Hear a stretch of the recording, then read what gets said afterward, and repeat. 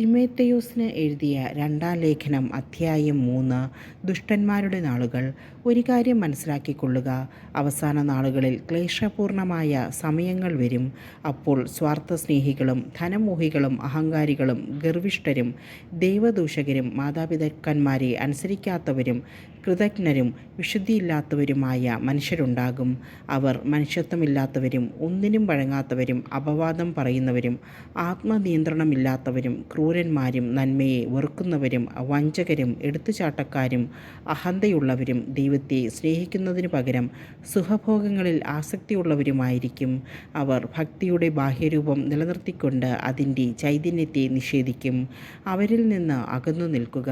അവരിൽ ചിലർ വീടുകളിൽ നുഴഞ്ഞുകയറി ദുർബലകളും പാപങ്ങൾ ചെയ്തു കൂട്ടിയവരും വിഷയാസക്തിയാൽ നയിക്കപ്പെടുന്നവരുമായ സ്ത്രീകളെ വശപ്പെടുത്തുന്നു. ഈ സ്ത്രീകൾ ആര് പഠിപ്പിക്കുന്നതും കേൾക്കാൻ തയ്യാറാണ്. എന്നാൽ സത്യത്തെപ്പറ്റിയുള്ള പൂർണ്ണജ്ഞാനത്തിൽ എത്തിച്ചേരാൻ അവർക്ക് കഴിവില്ല. യാനസും യാംബ്രസും മോശയെ എതിർത്തതുപോലെ ഈ മനുഷ്യർ സത്യത്തെ എതിർക്കുന്നു. അവർ ദുഷിച്ച മനസ്സുള്ളവരും വിശ്വാസനിന്ദകരുമാണ്. എന്നാൽ അവർ അധികം മുൻപോട്ട് പോവുകയില്ല.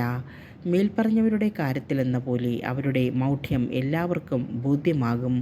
ഞാൻ പഠിപ്പിച്ച സത്യങ്ങളും എൻ്റെ ജീവിത രീതിയും ലക്ഷ്യവും വിശ്വാസവും ക്ഷമയും സ്നേഹവും സ്ഥൈര്യവും നീ അടുത്തറിഞ്ഞിട്ടുണ്ടല്ലോ.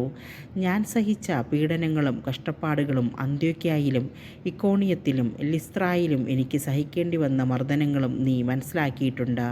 അവയിൽ നിന്നെല്ലാം കർത്താവ് എന്നെ രക്ഷിച്ചു. യേശുക്രിസ്തുവിനോട് ഐക്യപ്പെട്ട് വിശുദ്ധ ജീവിതം നയിക്കാൻ ആഗ്രഹിക്കുന്നവരെല്ലാം പീഡിപ്പിക്കപ്പെടും.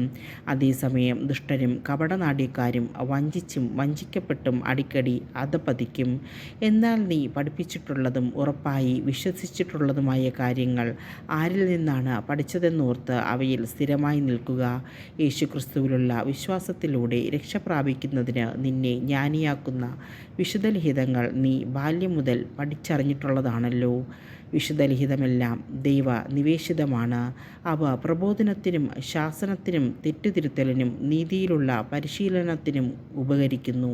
ഇതുവഴി ദൈവഭക്തനായ മനുഷ്യൻ പൂർണ്ണത കൈവരിക്കുകയും എല്ലാ നല്ല പ്രവൃത്തികളും ചെയ്യുന്നതിന് പര്യാപ്തനാവുകയും ചെയ്യുന്നു.